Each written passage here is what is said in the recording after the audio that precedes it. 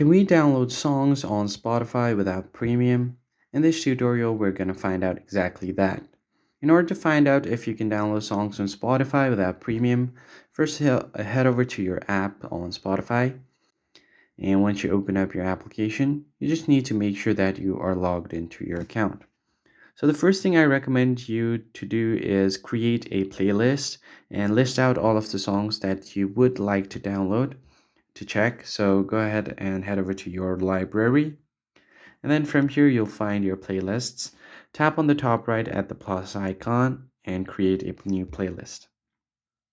I've already created some playlists right here, so I'm just going to check out from these playlists.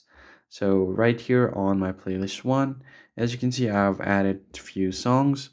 But in order for you to download these songs, what you need to do is tap on this download option right here.